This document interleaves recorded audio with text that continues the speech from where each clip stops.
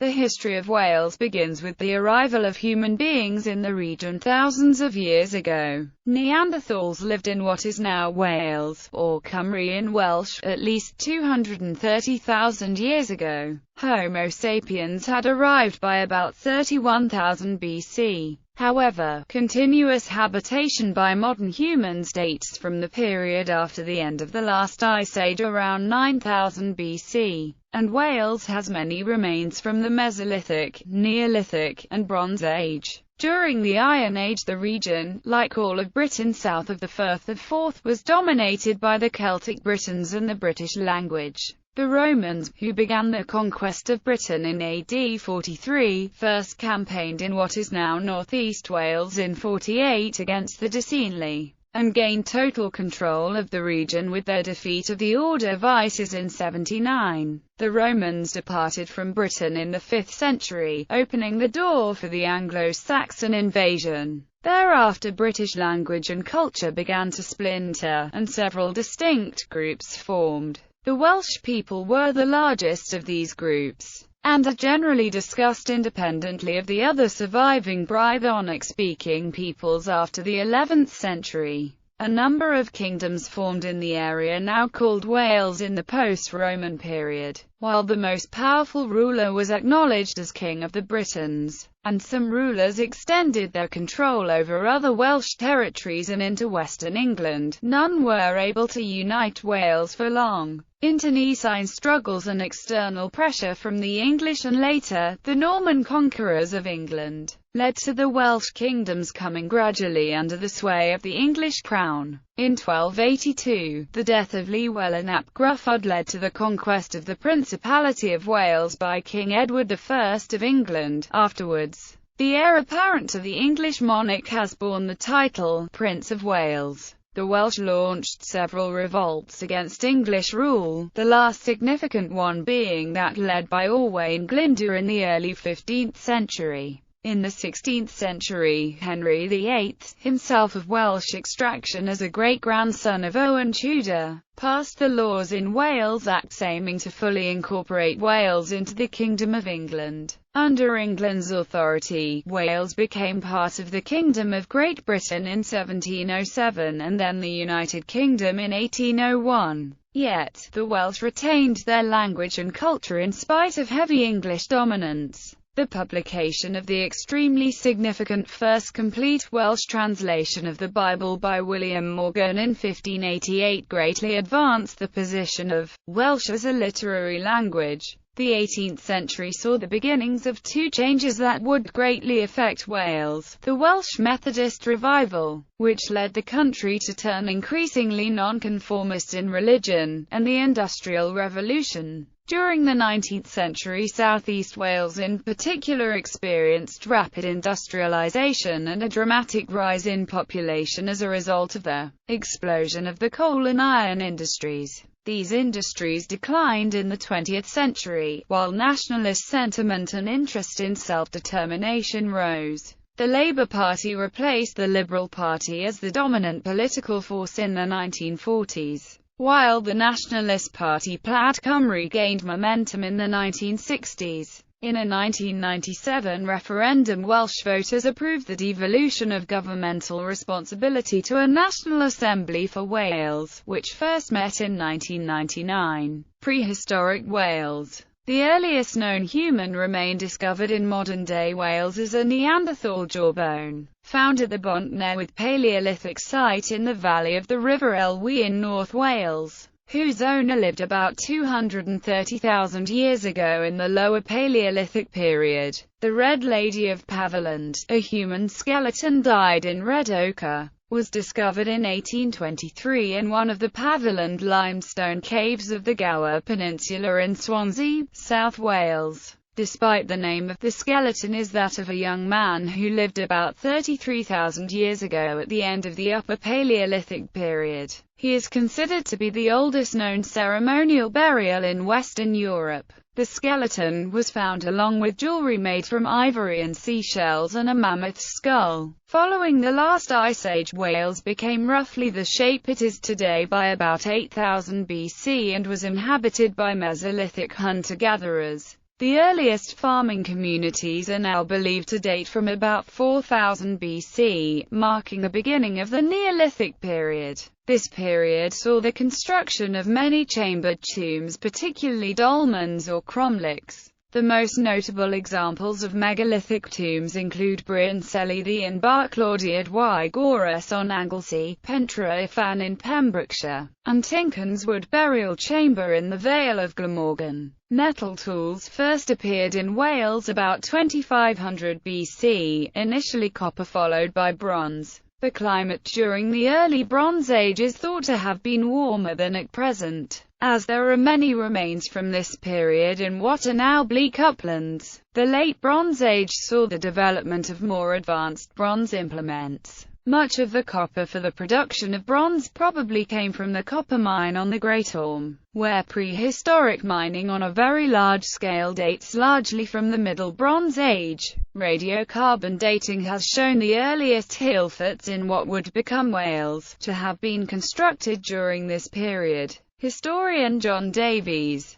theorizes that a worsening climate after around 1250 BC, lower temperatures and a heavier rainfall, required more productive land to be defended. The earliest iron implement found in Wales is a sword from Lynfawr at the head of the Rhondda Valley, which is thought to date to about 600 BC. Hill forts continued to be built during the British Iron Age. Nearly 600 hill forts are in Wales, over 20% of those found in Britain. Examples being Pendinnus near Aberystwyth and Kerry on the Clean Peninsula. A particularly significant find from this period was made in 1943 at Lyncarrig Bark on Anglesey, when the ground was being prepared for the construction of a Royal Air Force base. The cache included weapons, shields, chariots along with their fittings and harnesses, and slave chains and tools. Many had been deliberately broken and seemed to have been votive offerings. Until recently, the prehistory of Wales was portrayed as a series of successive migrations.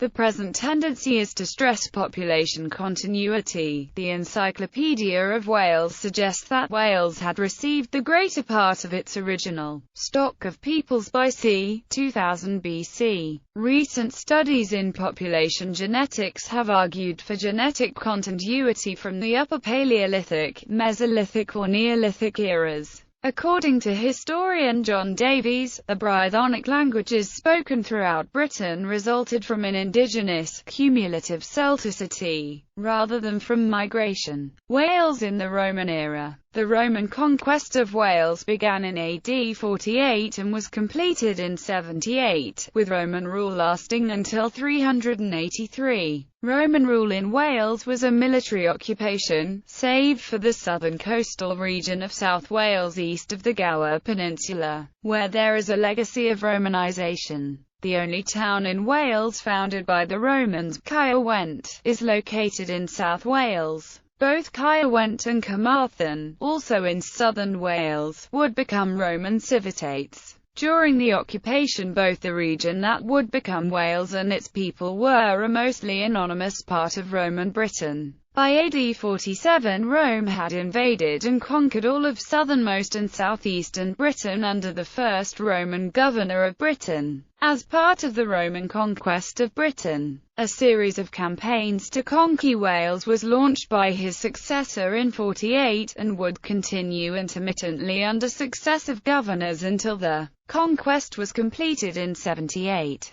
It is these campaigns of conquest that are the most widely known feature of Wales during the Roman era due to the spirited but unsuccessful defence of their homelands by two native tribes, the Silures and the Ordovices. The Demetae of southwestern Wales seem to have quickly made their peace with the Romans, as there is no indication of war with Rome, and their homeland was not heavily planted with forts nor overlaid with roads. The Demetae would be the only Welsh tribe to emerge from Roman rule with their homeland and tribal name intact. Wales was a rich source of mineral wealth, and the Romans used their engineering technology to extract large amounts of gold, copper, and lead, as well as modest amounts of some other metals such as zinc and silver. When the mines were no longer practical or profitable, they were abandoned. Roman economic development was concentrated in southeastern Britain, with no significant industries located in Wales. This was largely a matter of circumstance, as Wales had none of the needed materials in suitable combination, and the forested, mountainous countryside was not amenable to industrialization. The year 383 denotes a significant point in Welsh history, remembered in literature and considered to be the foundation point of several medieval royal dynasties. In that year the Roman general Magnus Maximus would strip all of western and northern Britain of troops and senior administrators and launch a successful bid for imperial power, continuing to rule Britain from Gaul as emperor, having left with the troops and Roman administrators, and planning to continue as the ruler of Britain in the future. His practical course was to transfer local authority to local rulers. Welsh legend provides a mythic story that says he did exactly that. In the story of Broodwood Maxon Wledig, he is Emperor of Rome and marries a wondrous British woman, telling her that she may name her desires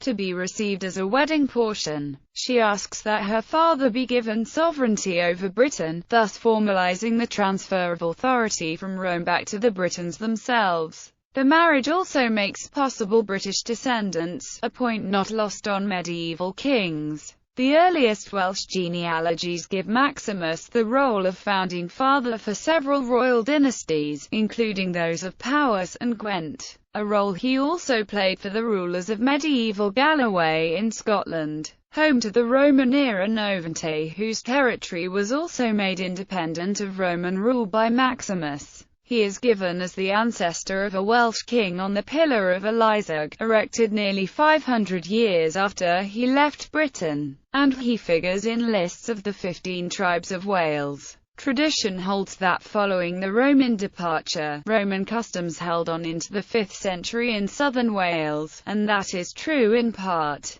Caerwent continued to be occupied, while Carmarthen was probably abandoned in the late 4th century. In addition, southwestern Wales was the tribal territory of the Demetae, who had never become thoroughly Romanized. An influx of settlers from southeastern Ireland had taken place in the late 4th century, both in northern Wales and in the entire region of southernmost and southwestern Wales under circumstances that are still poorly understood, and it seems far-fetched to suggest that they were ever Romanized. Indeed, aside from the many Roman-related finds along the southern coast and the fully Romanized area around Caerwent, Roman archaeological remains in Wales consist almost entirely of military roads and fortifications. Post-Roman Wales and the Age of the Saints, 411 to 700. When the Roman garrison of Britain was withdrawn in 410, the various British states were left self-governing. Evidence for a continuing Roman influence after the departure of the Roman legions is provided by an inscribed stone from Gwynedd dated between the late 5th century and mid-6th century commemorating a certain Cantiorix who was described as a citizen of Gwynedd and a cousin of Maglos the magistrate. There was considerable Irish colonization in Dyfed in southwest Wales, where there are many stones with Opham inscriptions. Wales had become Christian, and the Age of the Saints was marked by the establishment of monastic settlements throughout the country, by religious leaders such as Saint David, Illtyd and Taylor.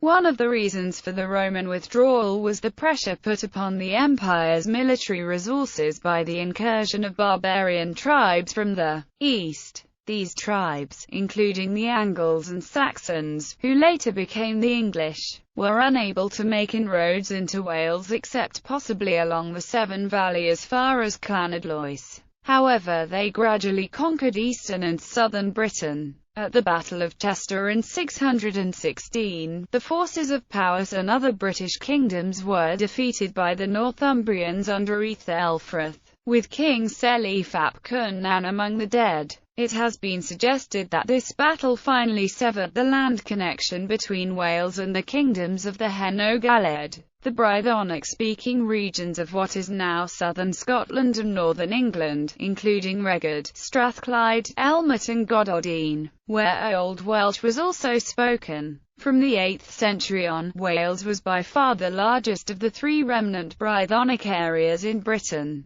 the other two being the Hen o Gwynedd and Cornwall. Wales was divided into a number of separate kingdoms, the largest of these being Gwynedd in northwest Wales and Powys in East Wales. Gwynedd was the most powerful of these kingdoms in the 6th century and 7th century, under rulers such as Maelgwn Gwynedd and Cadwallon ap Cadfan, who in alliance with Pender of Mercia was able to lead his armies as far as Northumbria. In 633, defeat the local ruler Edwin and control it for approximately 1 year. When Cadwallon was killed in battle by Oswald of Northumbria, his successor Cadfael ap Cynfed also allied himself with Pender against Northumbria, but thereafter Gwynedd, like the other Welsh kingdoms, was mainly engaged in defensive warfare against the growing power of Mercia. Early medieval Wales, 700–1066. See also, 11th century Gwynedd. Powers. As the easternmost of the major kingdoms of Wales came under the most pressure from the English in Cheshire,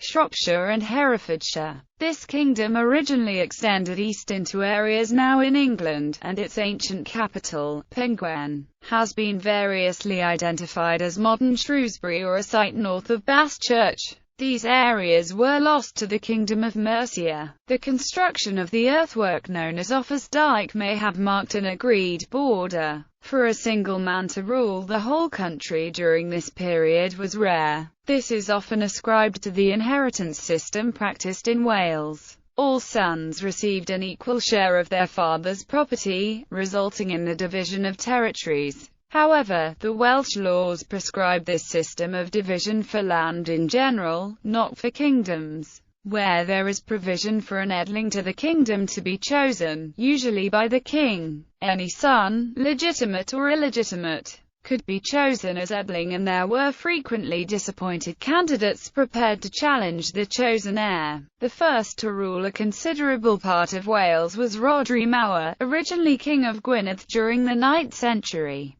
Who was able to extend his rule to Powys and Ceredigion. On his death his realms were divided between his sons. Rodri's grandson, Howell Dda, formed the Kingdom of Deheubarth by joining smaller kingdoms in the southwest and had extended his rule to most of Wales by 942. He is traditionally associated with the codification of Welsh law at a council which he called at Whitland, the laws from then on usually being called the Laws of Howell. Howell followed a policy of peace with the English. On his death in 949 his sons were able to keep control of Deheubarth but lost Gwynedd to the traditional dynasty of this kingdom. Wales was now coming under increasing attack by Viking raiders, particularly Danish raids in the period between 950 and 1000. According to the chronicle Brut White Ysygin, Godfrey Haraldsson carried off 2,000 captives from Anglesey in 987, and the King of Gwynedd, Maredudd ab Orwain, is reported to have redeemed many of his subjects from slavery by paying the Danes a large ransom. Gruffydd ap Llywelyn was the next ruler to be able to unite most of the Welsh kingdoms under his rule. Originally King of Gwynedd, by 1055 he was ruler of almost all of Wales and had annexed parts of England around the border. However, he was defeated by Harold Godwinson in 1063 and killed by his own men.